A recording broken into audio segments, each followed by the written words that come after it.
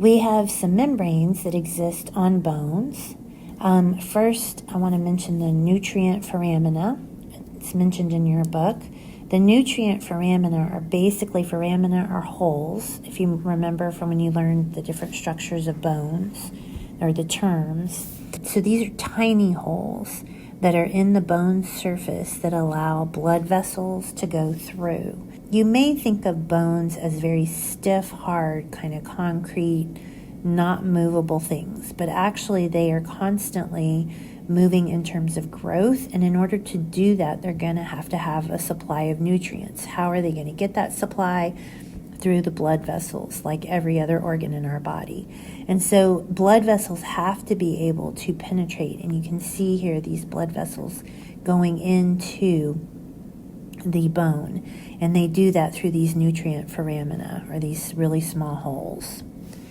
The outermost layer of the bone is going to be called periosteum. It is a fibrous layer of collagen, and you can see it here, this white kind of lining on the outside of the bone. This is going to provide nerve fibers, blood vessels, and lymphatic vessels that are going to then enter into the bone, again, through those foramina that we talked about.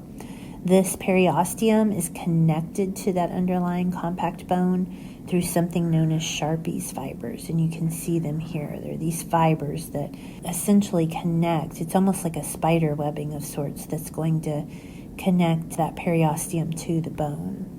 And then the innermost membrane that we have is called the endosteum. This is a lining on the inside of that compact bone that lines the medullary cavity. It's reticular connective tissue, and it's also going to contain osteoblasts and osteoclasts. Remember, osteo, again, is that prefix we use when referring to things with bones. And so it's got the blasts that are going to generate the bone cells, and then clasts, which are going to break down some of the bone cells. And we will talk about that when we talk about the physiology of bones itself. In flat bones, the tissue arrangement is different than what you see in the long bones. It's essentially made up of the same components like we see in the epiphyses of a long bone, but the setup is a little bit more like a sandwich.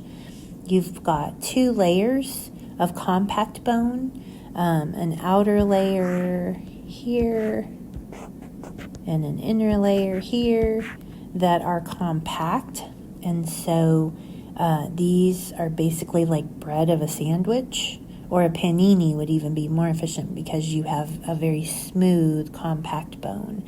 And then inside both layers of compact bone, you have the spongy bone. You can see that here. So it's these trabeculae pieces of bone with space in between them that make up spongy bone.